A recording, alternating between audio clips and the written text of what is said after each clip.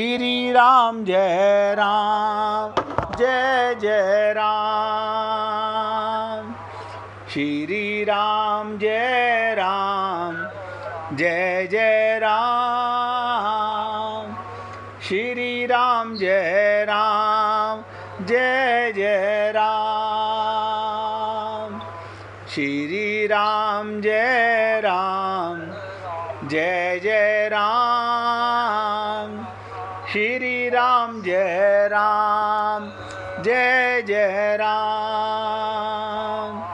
श्री राम जय राम जय जय राम। श्री राम जय राम जय जय राम। श्री राम जय राम जय जय राम।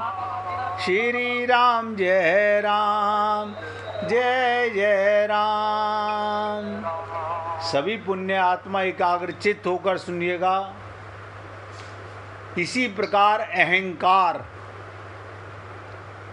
देखो आपको ये भी नहीं पता होता, 99% लोग तो ये नहीं जानते। स्थूल शरीर को तो जानते हैं, इंद्रियों को तो जानते हैं, इन इंद्रियों के पीछे एक सूक्ष्म शरीर भी बैठा हुआ है जिसमें मन, बुद्धि, चित्त और अहंकार है। हमें नहीं पता होता। मन को तो, बुद्धि को तो सब बोलते हैं लेकिन जानते नहीं हैं। देखा नहीं है किसी ने मन को। हम सब कहते हैं भगवान हमें नजर आ जाएं। अभी तो आपका मन ही दूषित है, मन ही गंदा है, भगवान किसको नजर आ जाएं? संत महात्मा कहते हैं मन की तरंग मार लो, बस हो गया भजन, आदत बुरी सुधार लो, बस हो गया भजन। अब मन की तरंग आप कैसे मारोगे? क्योंकि आप अपने मन के दृष्टा तो है नहीं, साक्षी तो है नहीं। आपको तो बाहरी बुराइयां तो नजर आती हैं, मन के अंदर जो तरंग हैं, अच्छाई बुराई है, उन्हें नजर ही नहीं आता। ऐसे ही बुद्धि हमारी डिसीजन लेने वाली मन की माँ है, वो और ज़्यादा बिगड़ी हुई है। और उसके पीछे एक हमारा चित्त है। वो चित्त क्या काम करता है? जैसे आपकी अलमारी में लॉकर होता है, आपके सारे रिश्ते नाते कहाँ रहते हैं? लॉकर में, चित्त में। वो सामने आंखों के रहें ना रहें। अभी देखो आपको एग्जाम्पल दे देता हूँ। जैसे आप भगवान का नाम लेते हो, हे राम, तो राम कहते ही राम सामने आते हैं? नहीं आते, तो नहीं है। बेटा कहते ही, जैसे ही बेटे का नाम लिया तुरंत सामने। कमाल है। क्यों? क्योंकि वो चित्त में बैठा हुआ है, भगवान चित्त में नहीं है। हमारा अंतःकरण, हमारा सूक्ष्म शरीर बिगड़ा हुआ है। ना तो उसको लोग जानते हैं और ना उसका इलाज करना चाहते हैं। डॉक्टरों के पास इस शरीर का इलाज के लिए जाते हैं। आज मुझे भी सुबह से बहुत बदन दर्द हो रहा था। मैंने भी अल्ट्रासेट खा करके मैंने कहा भैया सेवा परमो धर्म है। शरीर के रोग मिटे कि ना मिटे,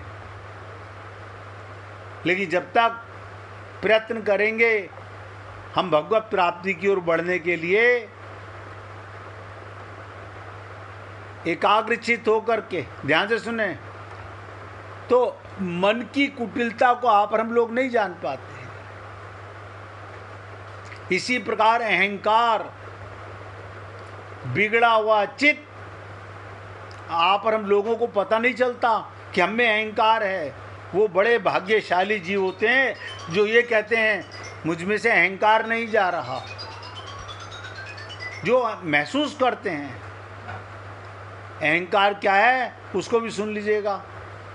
रामचरितमानस में अहंकार को क्या कहा, अहंकार अत्यंत दुख देने वाला डमरुआ। ये डमरुआ क्या होता है?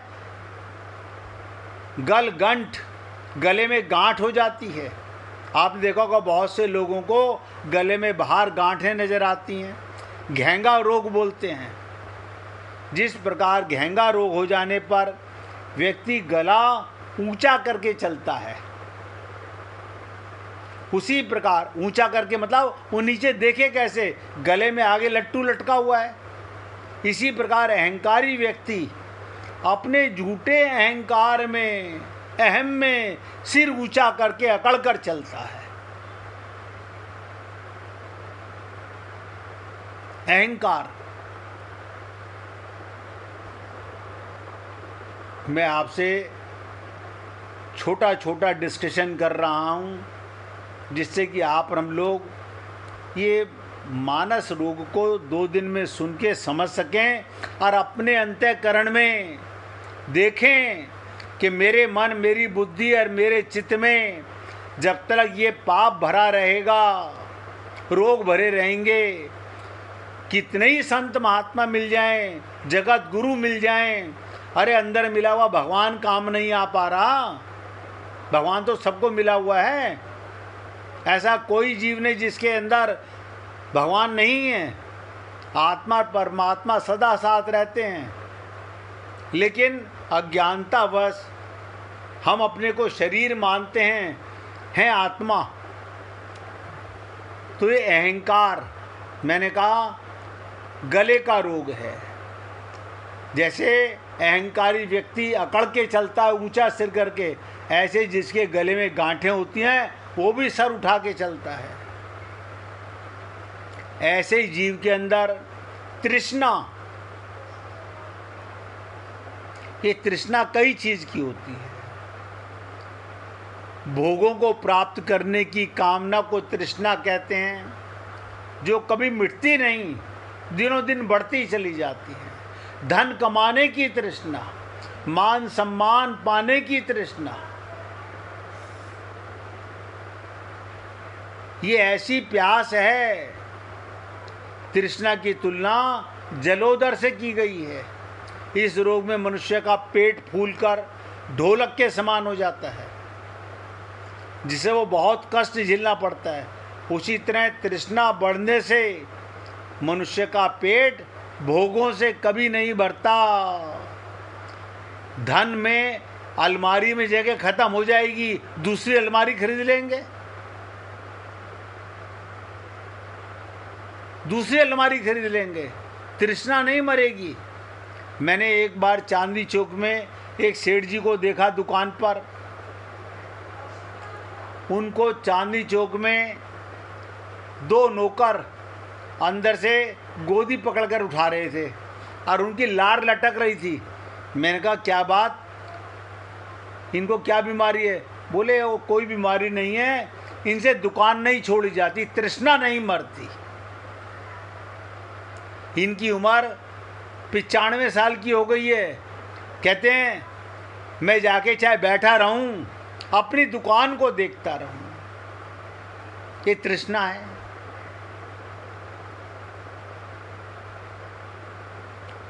पुत्र, धन और जगत में मान, इन्हें त्रिविध ऐष्णा, 3 प्रकार की तृष्णा कहा गया। पुत्र की कामना, धन की कामना और जगत में मान सम्मान की कामना। त्रिविध ऐष्णा, 3 प्रकार की तृष्णा। त्रिविध ऐष्णा से ग्रस्त मनुष्य अपना विवेक खोकर, जड़ बुद्धि होकर इन्हें ही प्राप्त करने में लगा रहता है, इन्हें ही प्राप्त करने में लगा रहता है। आप सोचिए, भगवान राम की कृपा के गरुड़ जी के मन में रोग पैदा किया, उनको पात्र बनाया गया, काक भुसुंडी को पात्र बनाया गया।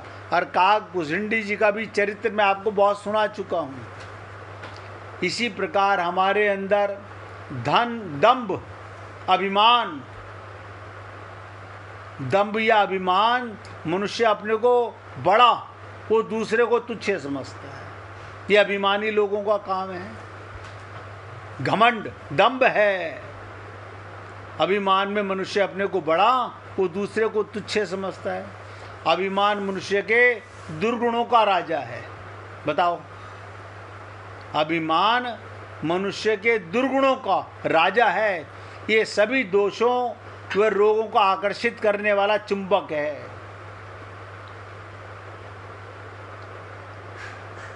अभिमान व्यक्ति के क्या बीमारी रहती है? वायु, पित्त और कफ को कुपित करके भारीपन, गैस की बीमारी और अन्य कफ के रोग, सन्निपात उत्पन्न करने वाला होता है।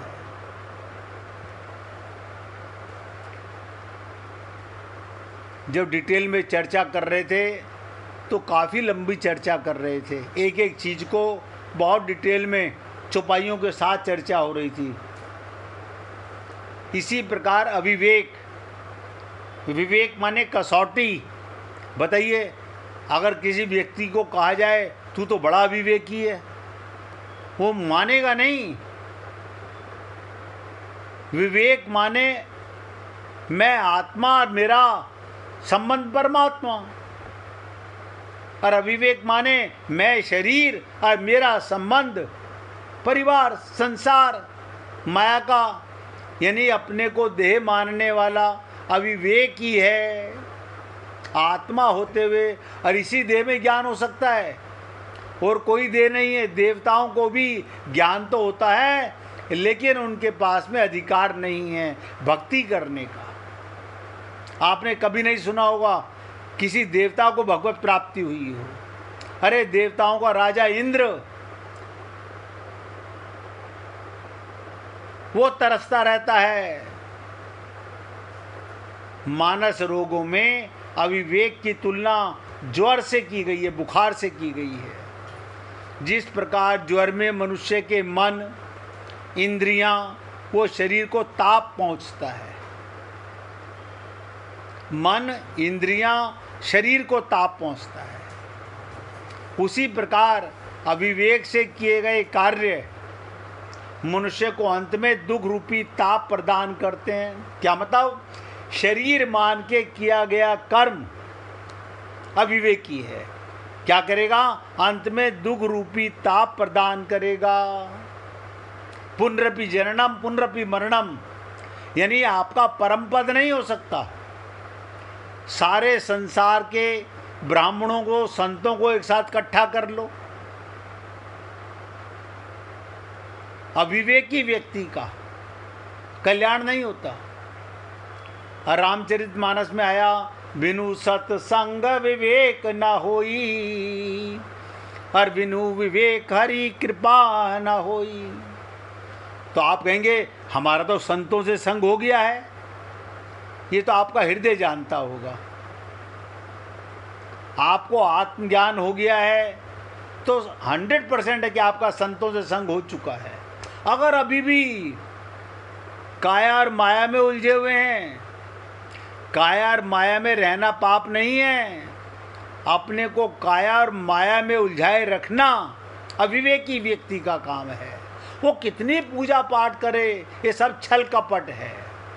आप हम लोग संतोष कर लेते हैं, हमने सुबह पूजा कर ली, हमने पाठ कर लिया, हम मंदिर चले गए, आज सोमवार है, भगवान शंकर को नहलाया है। भगवान शंकर की रामचरितमानस तो तुम्हें समझ आई नहीं। तुम्हारा हृदय तो राम राज्य बना नहीं, राम का घर बना नहीं, सब छल कपट है। तो मानस रोग में अविवेक की तुलना ज्वर से की गई। जब बुखार होता है, मनुष्य का मन, इंद्रियां, शरीर को ताप पहुंचाता है। शरीर पे नजर आता है, देखो हाथ लगा के गर्म हो रहा है कि नहीं। उसी प्रकार अविवेक से किए गए कार्य, आप हर लोग अपनी इच्छा से तो ये कहते हैं हम पूरे विवेकी, पूरे बुद्धिमान, पूरे समझदार, पूरे ज्ञानी ध्यानी, मंत्रों का उच्चारण कर लेते हैं, गीता पढ़ लेते हैं, भागवत पढ़ लेते हैं, रामायण सुंदरकांड पढ़ लेते हैं। पढ़ने से क्या होता है? पढ़ने से क्या होता है? ये तो तोता रटन है। श्लोकों को याद करने से कुछ नहीं होता। यह अविवेक की निशानी है।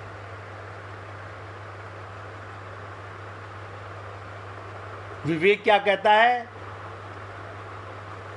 मीरा जैसे भक्त, रविदास की शिष्या आप हम लोगों के लिए विवेक की मिसाल दे गई।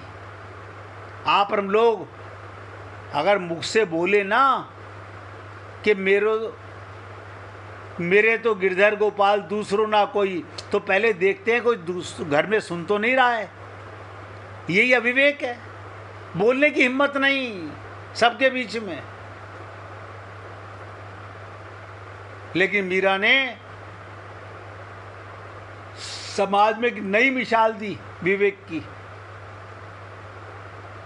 तो अविवेकी व्यक्ति के द्वारा किए गए कार्य मनुष्य को अंत में दुख रूपी ताप प्रदान करते हैं। ये ताप क्या है?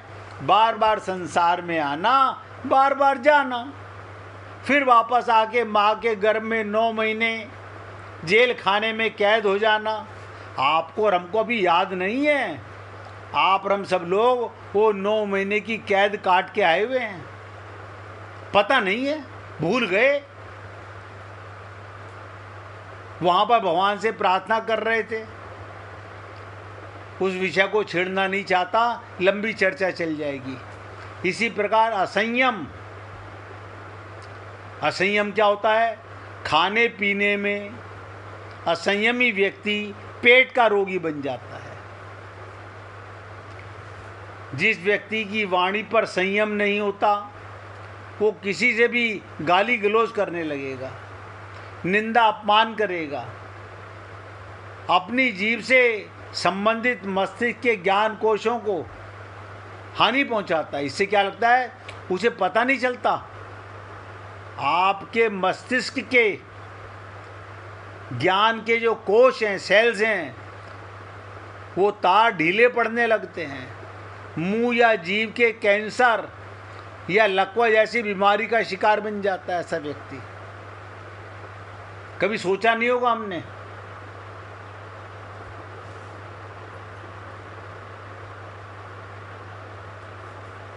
गाली गलौज करना, निंदा अपमान करे, अपनी जीव से संबंधित मस्तिष्क के ज्ञान कोशों को, सेल्स को हानि पहुंचाता है। इसी प्रकार मनोविकारों से होने वाले विभिन्न रोग हैं। हृदय की दूषित भावनाएं हमारे मन और शरीर पर बहुत प्रभाव डालती हैं। आप लोगों ने सुना होगा गठिया एक भयंकर रोग है। डॉक्टर्स का मानना है मन की अशांति और चिंता से ये रोग उग्र होकर धारण कर लेता है। मन की अशांति, सदा मन अशांत रहता है। परमात्मा अंदर रहता है, मन अशांत रहता है। चिंता से ये रोग उग्र होकर गठिए का रोग हो जाता है। ये सारे रोग शरीर में तो नजर आते हैं। हम शरीर का उपचार करने डॉक्टर के पास जाते हैं, लेकिन बिना मन के रोग मरे। ये रोग टेम्परेरी मरते हैं, परमानेंट नहीं जाते। ये आप और हम लोग भली प्रकार सोचें, विचारें, कैसा क्या है ये हमारे अंदर। आप देखो हृदय रोग, आपने देखा होगा हार्ट के पेशेंट क्रोध, चिड़चिड़ापन, आवेश और असंतुलित भावना का परिणाम है। इन विकारों से हृदय धड़कने लगता है और बाद में वही धड़कनें भयानक रोग में बदल जाती हैं।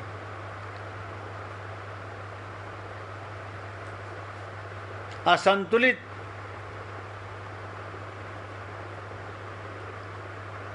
जीवन इस रोग का सबसे बड़ा कारण है। लेकिन हृदय रोग से बचने के लिए, क्रोध से बचने के लिए, चिड़चिड़ापन आवेश, असंतुलित भावना का, इसमें क्या है, इसकी दवा है प्रेम और संतुलित जीवन से ये रोग मिट जाते हैं। अगर आपके जीवन में प्रेम है, समर्पण है, शरणागति है, तो ये रोग मिट जाते हैं। इसकी अमोघ दवा है निष्काम भगवत प्रेम। सिया राम में सब जग जानी, गोपियां कहती थी जित देखऊं तित श्याममयी है। निष्काम, सकाम प्रेम तो आप सब जानते ही हो। हम देह मानकर, देह अपने परिवार से ममता मोह आसक्ति, उसका सबसे बड़ा प्रमाण है। निष्काम भगवत प्रेम, सब में भगवान है। सभी से प्रेम करने से कठोर से कठोर हृदय रोग भी कोमल रोग मुक्त बन जाता है। 1 मिनट कीर्तन करेंगे, उसके बाद आगे बढ़ेंगे। गोविंद गोविंद गोपाल भज